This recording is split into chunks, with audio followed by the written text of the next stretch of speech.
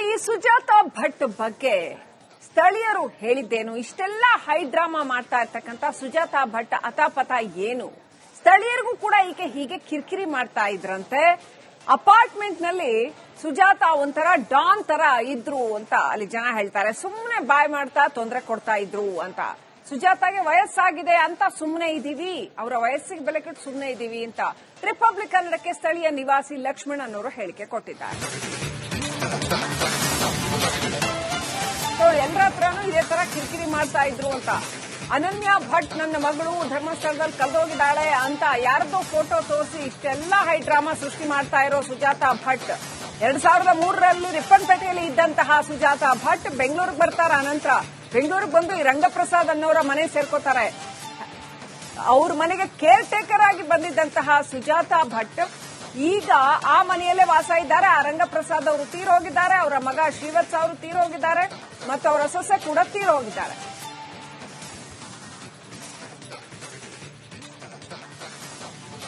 ಈ ಸುಜಾತಾ ಭಟ್ ವಾಸ ಮಾಡ್ತಿರುವಂತಹ ಪ್ರದೇಶದಲ್ಲಿರುವಂತಹ ಒಬ್ಬ ವ್ಯಕ್ತಿ ಕೂಡ ಇದ್ದಾರೆ. ಅವರು ಕೂಡ ಸ್ಥಳೀಯ ನಿವಾಸಿ. ಅವರ ನಾನು ಮಾತಾಡ್ತೀನಿ. ಸರ್, ನಿಮ್ಗೆ ಸುಜಾತಾ ಭಟ್ ಗೊತ್ತಾ? ಗೊತ್ತು, ನಾನು ನೋಡಿದೀನಿ ಸುಮಾರು ಸತಿ. ಸುಮಾರು ಒಂದು 7-8 ವರ್ಷ ಅಂತ ನೋಡ್ತಾ ಇದ್ದೀನಿ. ಪಕ್ಕದ ಅಪಾರ್ಟ್ಮೆಂಟ್ ಅಲ್ಲಿ ಇಲ್ಲೇ ಇರೋದು. ಹೆಂಗೆ ಅವ್ರು ಇಲ್ಲಿ ಹೇಗಿರ್ತಾರೆ? ಇಲ್ಲಿ ಅವ್ರ ಗಂಡ ಹೆಂಡತಿ ಇಬ್ಬರು ಇದ್ರು. ಅವ್ರ ಗಂಡ ಸತ್ತೋದ್ರು. 1 ವರ್ಷ ಆಗಿರುತ್ತೆ. ಅದಕ್ಕೆ ಅವ್ದು 6 ತಿಂಗಳಿಗೆ ಮುಂಚೆ ನಾಯಿ ಒಂದು ಇತ್ತು, ಅದನ್ನ ಸತ್ತೋಯ್ತು. ಆ ಅಮ್ಮ ಮಾತ್ರ ಇಲ್ಲಿಗೆ ಓಡಾಡ್ಕೊಂಡು ಡಾನ್ ತರ ಸುತ್ತಾಡ್ಕೊಂಡಿದ್ರು ಅಷ್ಟೇ, ಬೇರೆ ಏನಲ್ಲ. ಅಂದ್ರೆ ಒಂಥರ ಸೌಂಡ್ ಕೊಡೋದು. ನಾನೇ ದೊಡ್ಡ ಇದೆಲ್ಲ ಕ್ಲೀನ್ ಮಾಡ್ತೀನಿ ಅಪಾರ್ಟ್ಮೆಂಟ್ಗೆ, ನಾನೇ ಕ್ಯಾಪ್ಟನ್ ಅನ್ನೋ ತರ, ಬೇರೆ ಏನಲ್ಲ. ಆ ಅಮ್ಮ ವಯಸ್ಸಾಗಿರೋದ್ರಿಂದ ಯಾರು ಹೊಡೆಯಕೋ ಜಗಳ ಮಾಡಕೋ ಹೋಗಲ್ಲ. ಸರಿ ಬಿಡಿ ಅಂತ ಬಿಟ್ರು. ಕಿರಿಕ್ ಮಾಡ್ತಿದ್ರ? ಸುಮ್ನೆ ಸೌಂಡ್ ಒಂಥರ. ವಯಸ್ಸಾಗಿದೆಯಲ್ಲ, ಯಾರು ಅವ್ರ ಹತ್ರ ಜಗಳ ಅವು ಇವು ಏನು ಮಾಡಕ್ ಬರಲ್ಲ ಅಷ್ಟೇ. ಆದ್ರೆ ನಾನು ಒಂದ್ 20 ದಿವಸ ಆಗಿದೆ ನೋಡಿ. ಈ ಧರ್ಮಸ್ಥಳ ಕೇಸಲ್ಲೂ ಕೂಡ ಇವ್ರದ್ದು ಗೊತ್ತಾ ನಿಮಗೆ? ಅವ್ರ ಮಗಳು ಮಿಸ್ಸಿಂಗ್ ಆಗಿದೆ ಅಂತ ಹೇಳ್ಬಿಟ್ಟು. ಅವ್ರಗಳ ಯಾರ ಮಕ್ಕಳೆಲ್ಲ ಯಾರಲ್ಲ. ನೀವು ಎಷ್ಟು ವರ್ಷದಿಂದ ನೋಡ್ತಿದ್ರ? ನಾವು ಇಲ್ಲಿಗೆ ಸುಮಾರು ಒಂದ್ 7-8 ವರ್ಷ ಅಂತ ನೋಡ್ತಾ ಇದೀನಿ. ಘಾಟಿನ ತುಂಬಾ ಜೋರ. ಏನ್ ಮಾಡಕ್ಕಾಗಲ್ಲ ವಯಸ್ಸಾರವ್ರನ್ನ, ಏನ್ ಮಾತಾಡಕ್ ಆಗತ್ತಂತ ಎಲ್ಲ ಸುಮ್ನೆ ಇರೋರು. ಸುಮ್ನೆ ಸೌಂಡ್ ಕೊಡ್ತಾ ಇರೋದು. ಸುಮ್ನೆ ಕ್ಲೀನ್ ಮಾಡಿದ್ರಣ ಆ ಹೂ ಅಂತ ಓನ್ ಸೌಂಡ್ ಕೊಡೋದು. ನಿಮ್ಮ ಹೆಸರು? ಲಕ್ಷ್ಮಣ. ಈಗ ಇದು ಲಕ್ಷ್ಮಣರ ಮಾತು. ಅಂದ್ರೆ ತಾವು ಇಲ್ಲಿ ಇದ್ದಂತಹ ಸಂದರ್ಭದಲ್ಲಿ ಒಂದು ಗಲಾಟೆ ಮಾಡ್ತಾ ಇದ್ರು, ಜೋರಾಗಿ ಬಾಯಿ ಮಾಡ್ತಿದ್ರು ಅನ್ನೋ ಮಾತನ್ನು ಕೂಡ ಲಕ್ಷ್ಮಣ ಹೇಳ್ತಾರೆ. ಕ್ಯಾಮರಾ ಪರ್ಸನ್ ಕಾಂತರ ಜೊತೆ ಮುತ್ತಪ್ಪ, ರಿಪಬ್ಲಿಕ್. ಧರ್ಮಸ್ಥಳ ವಿರುದ್ಧದ ಷಡ್ಯಂತ್ರ ಎಕ್ಸ್ಪೋಸ್ ಆಗಿದೆ. ಧರ್ಮ ವಿರೋಧದ ಮುಖವಾಡ, ಧರ್ಮ ವಿರೋಧಿಗಳ ಮುಖವಾಡ ಕಳಚಿದೆ. ಸುಜಾತಾ ಭಟ್ ಸುಳ್ಳಿನ ಕೋಟೆಯನ್ನ ರಿಪಬ್ಲಿಕ್ ಕನ್ನಡ ಛಿದ್ರಗೊಳಿಸಿದೆ. ಮೆಗಾ ಎಕ್ಸ್ಕ್ಲೂಸಿವ್ ಸುದ್ದಿಗಳ headquarters Republic Kannada. Sujatha ಭಟ್ನ ಸುಳ್ಳಿನ ಕಾಂತಿಯನ್ನ ಎಳೆಯಾಗಿ ಬಿಚ್ಚಿಟ್ಟಿದೆ ರಿಪಬ್ಲಿಕ್ ಕನ್ನಡ. ಹಿಂಗೆ ಈ ಸುಜಾತಾ ಭಟ್ ಅನ್ನುವಂಥ ಡ್ರಾಮಾ ಕ್ವೀನ್ ಹೇಗೆಲ್ಲ ಹೇಳಿದ್ದಾರೆ ನೋಡಿ. ಇವರು 2003ರಲ್ಲಿ ರಿಪ್ಪನ್ಪೇಟೆಯಲ್ಲಿ ಇದ್ದಾರೆ ಅನ್ನೋದಕ್ಕೆ ನಿನ್ನೆ ಅಷ್ಟೇ ಕಮಲವಾಣಿ ಎಡಿಟರ್ ಬಂದು ಹೇಳಿದ್ರು. ಅವರು ಮಾತನಾಡಿರುವಂತ ಬೇಕಾದಷ್ಟು ಜನ ರಿಪ್ಪನ್ಪೇಟೆಯಲ್ಲಿ ಕೂಡ ಹೇಳಿದ್ರು, ನಾವು ನೋಡಿದ್ವಿ ಇವ್ರನ್ನ ಅಂತ. ಕಣ್ಣೀರು ಸುರಿಸಿ ಮರಳು ಮಾಡಿದ್ರು ಸುಜಾತಾ ಮುಖವಾಡವನ್ನ ರಿಪಬ್ಲಿಕ್ ಕನ್ನಡ ಕಳಚುತ್ತಾ ಇದೆ. ಅನನ್ಯ ಭಟ್ ಅಂತ ಇದ್ದಾಳೆ, ನನ್ನ ಮಗಳನ್ನ ತಂದ್ಕೊಡ್ತೀರಾ ಅಂತ. ಇಲ್ಲದೆ ಇರೋ ಮಗಳನ್ನ ಎಲ್ಲಿಂದ ಯಾರು ತಂದ್ಕೊಡಕ್ಕಾಗತ್ತೆ? ಸುಜಾತಾ ಮುಖವಾಡವನ್ನ ರಿಪಬ್ಲಿಕ್ ಕನ್ನಡ ಕಳಚುತ್ತಾ ಇದೆ. ದಾಖಲೆ ಸಹಿತ ಮೊದಲ ಸುಳ್ಳಿನ ಪರದೆಯನ್ನ ಸರಿಸಿದ್ದೆ ರಿಪಬ್ಲಿಕ್ ಕನ್ನಡ. ಅನನ್ಯ ಯಾರು ಅಂತ ಗೊತ್ತಿಲ್ಲ ಅಂತ ಇದೇ ಸುಜಾತಾ ಭಟ್ ವಕೀಲರು ಮಂಜುನಾಥ್ ಅವರು ಹೇಳಿದ್ರು. ಇತ್ತೀಚೆಗಷ್ಟೇ ಪರಿಚಯ ಆಗಿರೋದು, ಮೊನ್ನೆ ಪರಿಚಯ ಆಗಿರೋದು ನಂಗೆ. ಅಜತ್, ನಾನು ತುಂಬಾ ವರ್ಷದಿಂದ ಇವ್ರಿಗೆ ಪರಿಚಯ ಅನ್ನಂಗೆ ಓಡಾಡ್ತಿದ್ದಾರೆ, ನನಗೆ ಗೊತ್ತಿಲ್ಲ ಇವರು ಇತ್ತೀಚೆಗೆ ಪರಿಚಯ ಆಗಿರೋದು. ನಾನು ಅನನ್ಯ ಭಟ್ ಇದ್ದಾರಾ ಇಲ್ವೋ ಅನ್ನೋದಕ್ಕೆ ದಾಖಲೆ ಪರಿಶೀಲಿಸಿಲ್ಲ ಅಂತ ಲಾಯರ್ ಹೇಳಿದ್ರು. ಅನನ್ಯ ಭಟ್ ಕೇಸ್ಗೆ ಸಂಬಂಧಪಟ್ಟಂತೆ ದಿನಕ್ಕೊಂದು ತಿರುವುಗಳು ಕೂಡ ಪಡೆದುಕೊಳ್ತಾ ಇದೆ. ಸುಜಾತಾ ಭಟ್ ಅವರು ನಿನ್ನೆ ಕೂಡ ಈ ಅನನ್ಯ ಭಟ್ ಇವಳೆ ಅಂತ ಹೇಳ್ಬಿಟ್ಟು ಒಂದು ಫೋಟೋ ಕೂಡ ರಿಲೀಸ್ ಮಾಡಿರುವಂತದ್ದು. ಎಲ್ಲಾ ಕೇಸ್ಗಳಿಗೆ ಸಂಬಂಧಪಟ್ಟಂತೆ ಸುಜಾತಾ ಭಟ್ ಪರವಾಗಿರುವಂತಹ ವಕೀಲರಾಗಿರುವಂತಹ ಮಂಜುನಾಥ್ ಅವರು ನಮ್ಮ ಜೊತೆಗಿದ್ದಾರೆ. ಮಂಜುನಾಥ್ ಅವರೇ, ಈಗ ಫೋಟೋಗಳು ಕೂಡ ರಿಲೀಸ್ ಆಗಿದೆ. ಸೊ ಮೊದಲನೇದಾಗಿ ನನ್ನ ಪ್ರಶ್ನೆ, ನಿಮಗೂ ಸುಜಾತಾ ಅವ್ರಿಗೂ ಹೇಗ್ ಪರಿಚಯ, ಯಾವಾಗಿಂದ ಪರಿಚಯ? ಸುಜಾತಾ ಮೇಡಮ್ ಲಾಸ್ಟ್ ಮಂತ್ ಒಂದು 10th ನಂಗೆ ಕಾಲ್ ಮಾಡಿದ್ದಾರೆ. ಮಾಡಿ ಈ ತರ ನಂಗೆ ನನ್ನ ಫ್ರೆಂಡ್ ಯಾರೋ ಫ್ರೆಂಡ್ ರೆಫರೆನ್ಸ್ ಮಾಡಿದಾರೆ ಅಂತ ಅಂದ್ರು. ಓಕೆ, ಅದ್ರ ಮಾಡಿ ಹೇಳಿದ್ರು ಈ ತರ ಹಿಂಗೆ ಆಗಿದೆ ಅಂತ. ಸರಿ ಆ ತರ ಆದಾಗ ನಾನು ಹೇಳಿದೆ, ಅವಾಗ ಆಲ್ರೆಡಿ ಇದು ಸ್ಟಾರ್ಟ್ ಆಗಿತ್ತು. ಇವರು ಏನೋ ಯಾರೋ ಮುಸ್ಕುದಾರಿ ಯಾರೋ ಬಂದಿದ್ದಾರೆ, ಅನಾಮಿಕ ಅಂತೇಳಿ ನೀವೇ ಲೇಬರ್ ಮಾಡಿರೋ ಅವ್ರು ಬಂದಿರಂತೆ. ನಾನು ಹೇಳಿದೆ ಅವ್ರಿಗೆ, ಅಲ್ಲೋಗಿ ನೀವು ಒಂದು ಕಂಪ್ಲೇಂಟ್ ಲಾಡ್ಜ್ ಮಾಡಿ, ನಿಮ್ ಕಂಪ್ಲೇಂಟ್ ಅದೆಲ್ಲ ಇದಾಯ್ತು ಅಂದ್ರೆ ಅವ್ರು ತಗೊಂತಾರೆ ಅಂತ. ಅವ್ರಂದ್ರು ಇಲ್ಲ, ನಾನು ಆಲ್ರೆಡಿ ನಾನು ಎಲ್ಲ ಟ್ರೈ ಮಾಡಿ ಸರ್ ಆಗಿಲ್ಲ, ನಾನು ಇದು ದಯವಿಟ್ಟು ಹೆಲ್ಪ್ ಮಾಡಿ ಅಂತ ಹೇಳಿ. ಅವ್ರ ಏಜ್ ಫ್ಯಾಕ್ಟರ್ ತುಂಬಾ ಏಜ್ ಆಗಿತ್ತು ಅವ್ರ ಬಗ್ಗೆ. ಕಂಪ್ಲೇಂಟ್ ನೋಡಿದೆ ನಾನು, ಓಕೆ ಕಾಗ್ನಿಸಬಲ್ ಅಫೆನ್ಸ್ ಇದೆ, ಅದು ಹೋಗಿ ಇದು ಮಾಡೋಣ ಅಂತ ಅವ್ರು ಇದು ಹೇಳಿದೆ. ನಾನು ಇವಾಗ ಬಿಸಿ ಇದ್ದೀನಿ, ಬಟ್ ಒಂದು 3-4 ಡೇಸ್ ಆದ್ಮೇಲೆ ನಂದು ಕೇಸ್ ಎಲ್ಲ ಮುಗಿಸ್ಕೊಂಡು ನಾನು ಮಂಗಳೂರು ಬರ್ತೀನಿ, ನೀವು ಅಲ್ಲಿ ಬನ್ನಿ, ನೀವೆಲ್ಲ ನಿಮ್ಮ ಕಂಪ್ಲೇಂಟ್ ರೆಡಿ ಮಾಡ್ಕೊಂಡು ಹೋಗೋಣ ಅಂತ ಅಂದೆ ನಾನು.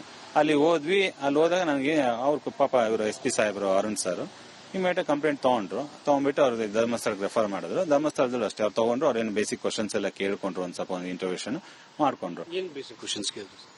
ಕ್ವಶನ್ಸ್ಗಳು ಪೊಲೀಸ್ ಇಂಟರ್ವ್ಯೂಷನ್, ನಾನು ಐ ಕಾಂಟ್ ಡಿಸ್ಕ್ಲೋಸ್. ಅವರು ಕರೆಂಟ್ ಕೇಳ್ಕೊಂಡು, ನನಗಲ್ಲ, ಅವ್ರು ಕೇಳ್ಕೊಂಡಿದ್ದಾರೆ, ಅವ್ರು ಆನ್ಸರ್ ಮಾಡ್ಕೊಂಡಿದ್ದಾರೆ.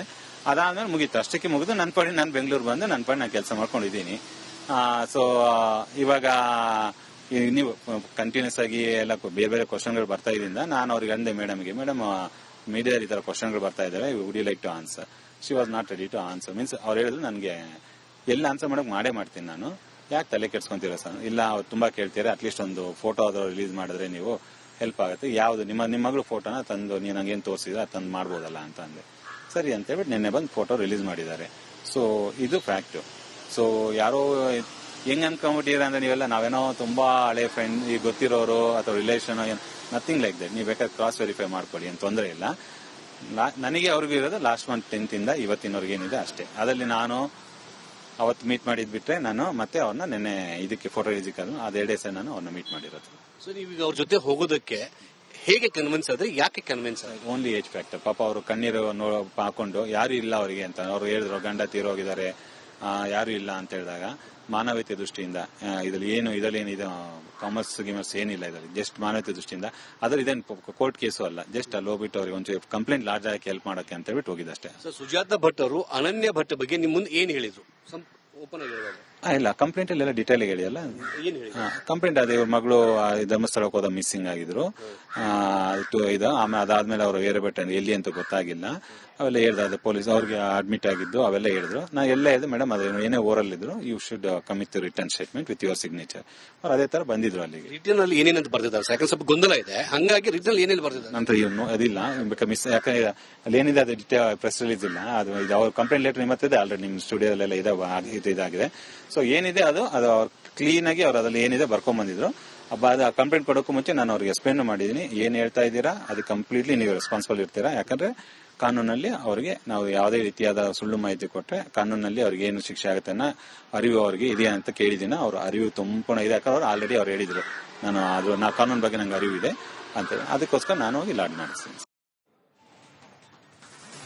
ಇನ್ನಷ್ಟು ಅಪ್ಡೇಟ್ ಪಡ್ಕೊಳ್ಳೋಣ. ನಮ್ಮ ಪ್ರತಿನಿಧಿ ಮುತ್ತಪ್ಪಲಮಾಣಿ ಲೈವ್ ಕನೆಕ್ಟ್ ಆಗಿದ್ದಾರೆ. ಮುತ್ತಪ್ಪಲಮಾಣಿ, ಮೊನ್ನೆಯಿಂದನೂ ಕೂಡ ರಿಪಬ್ಲಿಕ್ ಕನ್ನಡ ಏಳೆಯಾಗಿ ಈ ಸುಜಾತ ಭಟ್ ಸುಳ್ಳಿನ ಕೋಟೆಯನ್ನ ಬಿಚ್ಚಿಡ್ತಾ ಬಂದಿದೆ, ಛಿದ್ರಗೊಳಿಸ್ತಾ ಬಂದಿದೆ. ಮುತ್ತಪ್ಪಲಮಾಣಿ, ಮೊದಲನೇದಾಗಿ ವಕೀಲರು ಮಂಜುನಾಥ್ ಅವರು ಹೇಳಿದ್ದಂಥದ್ದು, ಆನಂತರ ನಮ್ಮ ಶಿವಮೊಗ್ಗ ಪ್ರತಿನಿಧಿ ರಿಪ್ಪನ್ಪೇಟೆಯ ಜನಗಳನ್ನ ಮಾತನಾಡಿಸಿದಾಗ ಅಲ್ಲಿ ಸುಜಾತ ಭಟ್ ಅವರನ್ನ ಕಂಡವರು ಅವರಿಗೆ ಮಕ್ಕಳೇ ಇಲ್ಲ ಅನ್ನುವಂತ ಸತ್ಯವನ್ನ ಹೇಳಿದ್ದು. ಕಮಲವಾಣಿಯಲ್ಲಿ ಬಂದಂತಹ ಆ ಒಂದು ಆರ್ಟಿಕಲ್ ನಲ್ಲೂ ಕೂಡ ಅವರಿಗೆ ಮಕ್ಕಳಿರುವ ಯಾವುದೇ ವಿಚಾರ ಇಲ್ಲ. ಆ ನಂತರ ಈಕೆ ಬೆಂಗಳೂರಿಗೆ ಬರ್ತಾರೆ. ಈಗ ನೋಡಿದ್ರೆ ರಂಗಪ್ರಸಾದ್ ಅವರ ಸೊಸೆಯನ್ನ ತನ್ನ ಮಗಳು ಸುಜಾತ ಭಟ್ ಅಂತ. ಯಾರು ಆಕ್ಚುಲಿ ಸುಜಾತ ಭಟ್, ಎಲ್ಲಿಂದ ಬಂದ್ರು, ರಂಗಪ್ರಸಾದ್ ಅವ್ರ ಮನೆಗೆ ಯಾಕೆ ಬಂದ್ರು, ಅವರನ್ನ ಮದುವೆ ಆದ್ರ ಅಥವಾ ಸಹಜೀವನ ನಡೆಸಿದ್ರ ಅಥವಾ ಜಸ್ಟ್ ಕೇರ್ ಟೇಕರ್ ಆಗಿ ಮಾತ್ರ ಇದ್ರ, ಏನ್ ಕತೆ ಇದು ಮುತ್ತಪ್ಪಲಮಾಣಿ?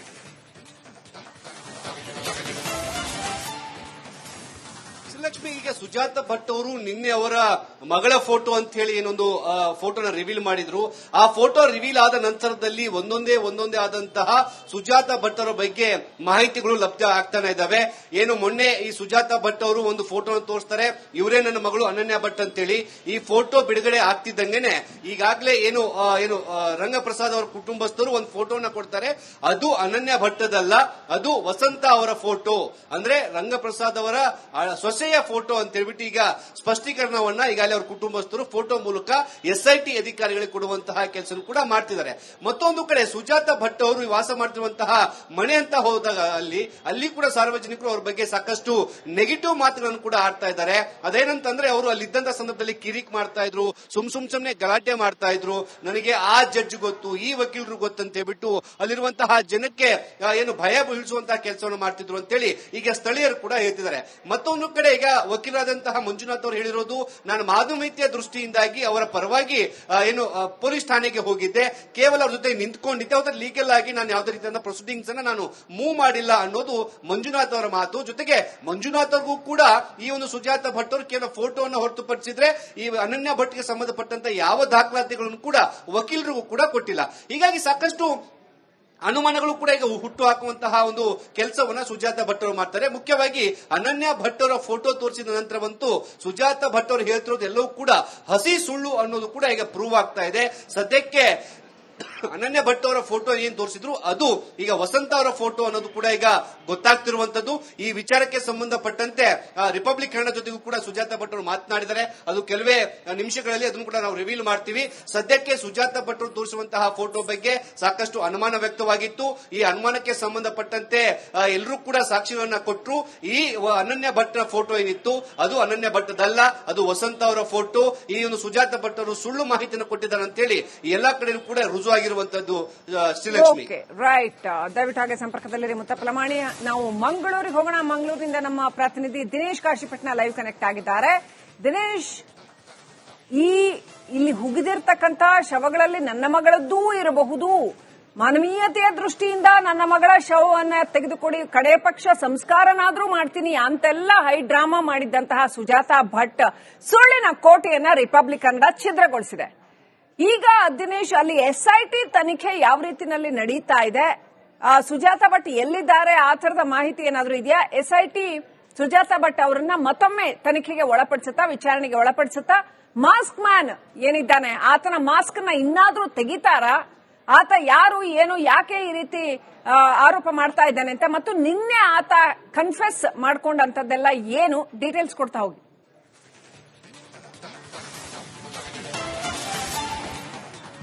ಶ್ರೀಲಕ್ಷ್ಮಿ, ಯಾವತ್ತೂ ಕೂಡ ಆ ವ್ಯಕ್ತಿಯ ವಿಚಾರಣೆ ನಡೀತಾ ಇರುವಂತದ್ದು. ಈಗ ಸದ್ಯ ಉತ್ಖನನಕ್ಕೆ ಬ್ರೇಕ್ ಬಿದ್ದಿರುವಂತದ್ದು.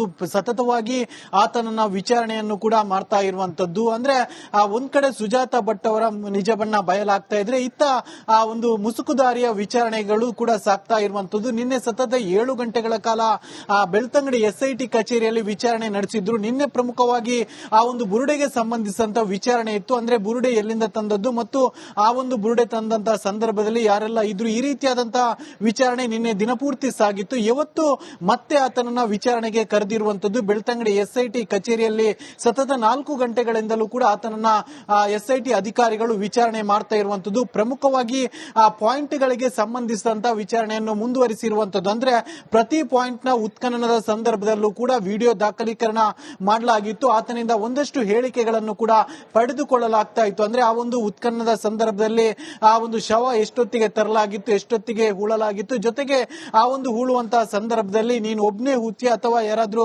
ಸಹಾಯ ಮಾಡಿದ್ರೆ, ಈ ರೀತಿಯಾದಂತಹ ಪ್ರಶ್ನೆಗಳನ್ನು ಎಸ್ಐಟಿ ಅಧಿಕಾರಿಗಳು ಸದ್ಯ ಕೇಳ್ತಾ ಇರುವಂತದ್ದು. ಜೊತೆಗೆ ಆತ ಒಂದಷ್ಟು ಹೆಸರುಗಳನ್ನು ಕೂಡ ಉಲ್ಲೇಖಿಸಿರುವಂತದ್ದು. ಹೀಗಾಗಿ ಆ ಒಂದು ಹೆಸರಿಗೆ ಸಂಬಂಧಿಸಿದಂತೆ ಒಂದಷ್ಟು ಮಾಹಿತಿಗಳನ್ನು ಕೂಡ ಸಂಗ್ರಹಿಸ್ತಾ ಇರುವಂತದ್ದು. ಇವತ್ತು ಎಸ್ಐಟಿ ಅಧಿಕಾರಿಗಳು ಒಂದ್ ಕಡೆ ಆತನನ್ನ ತೀವ್ರವಾಗಿ ವಿಚಾರಣೆ ಮಾಡ್ತಾ ಇದ್ರೆ, ಮತ್ತೊಂದ್ ಕಡೆ ಆತ ಕೆಲವೊಂದು ಹೆಸರುಗಳನ್ನ ಬಾಯ್ಬಿಟ್ಟಿದ್ದಾನೆ. ಅಂದ್ರೆ ಪ್ರತಿ ಪಾಯಿಂಟ್ಗಳಿಗೆ ಸಂಬಂಧಿಸಿದಂತೆ ಒಂದಷ್ಟು ಹೆಸರುಗಳನ್ನ ಹೇಳಿದ್ದಾನೆ. ಆ ಒಂದು ಹೆಸರಿಗೆ ಸಂಬಂಧಿಸಿದಂತೆ ಒಂದಷ್ಟು ಮಾಹಿತಿಗಳನ್ನ ಕೂಡ ಎಸ್ಐಟಿ ಅಧಿಕಾರಿಗಳು ದಾಖಲಿಸ್ತಾ ಇರುವಂತದ್ದು, ಅವರು ಅದನ್ನ ಸಂಗ್ರಹಿಸ್ತಾ ಇರುವಂತದ್ದು, ಅದನ್ನ ತೀವ್ರವಾದಂತಹ ಒಂದಷ್ಟು ವಿಚಾರಣೆಗೆ ಒಳಪಡಿಸ್ತಾ ಇರುವಂತದ್ದು. ಯಾಕಂದ್ರೆ ಉತ್ಖನನ ಈಗಾಗಲೇ ಆಗಿ ಒಂದಷ್ಟು ಸದ್ಯಕ್ಕೆ ಬ್ರೇಕ್ ಬಿದ್ದಿರುವಂತದ್ದು. ಹೀಗಾಗಿ ಸದ್ಯ ಎಸ್ಐಟಿ ಅಧಿಕಾರಿಗಳು ಆತನನ್ನ ತೀವ್ರವಾದಂತಹ ವಿಚಾರಣೆಯನ್ನು ಮಾಡ್ತಾ ಇರುವಂತದ್ದು. ಅದರ ಜೊತೆಗೆ ಎಸ್ಐಟಿ ಅಧಿಕಾರಿಗಳು ಈಗಾಗಲೇ SFL ವರದಿಗಾಗಿ ಕೂಡ ಕಾಯ್ತಾ ಇರುವಂತದ್ದು. ಅಂದ್ರೆ ಆ ಒಂದು ಪ್ರದೇಶದಿಂದ, ಅಂದ್ರೆ ಪಾಯಿಂಟ್ಗಳಿಂದ ಮಣ್ಣನ್ನು ಕೂಡ ಪರೀಕ್ಷೆಗೆ ಕಳುಹಿಸಲಾಗಿದೆ. ಜೊತೆಗೆ 6ನೇ ಪಾಯಿಂಟ್ ಮತ್ತು 11ನೇ ಪಾಯಿಂಟ್ ನ ಮೇಲ್ಭಾಗದಲ್ಲಿ ಇದ್ದಂತಹ 14ನೇ ಪಾಯಿಂಟ್ ಅಲ್ಲಿ ಸಿಕ್ಕಂತ ಅಸ್ಥಿ ಪಂಜರವನ್ನು ಕೂಡ ಈಗಾಗಲೇ ಪರೀಕ್ಷೆಗೆ ಕಳುಹಿಸಲಾಗಿದೆ. ಅದರ ಪರೀಕ್ಷೆ ವರದಿ ಇನ್ನಷ್ಟೇ ಬರಬೇಕಾಗಿದೆ. ಇದಕ್ಕೋಸ್ಕರವಾಗಿ ಕಾಯ್ತಾ ಇರುವಂತ, ಜೊತೆಗೆ ವಿಚಾರಣೆ ಕೂಡ ಸಾಗ್ತಾ ಇರುವಂತದ್ದು. Srilakshmi, thank you Dinesh ಡೀಟೇಲ್ಸ್ಗಾಗಿ.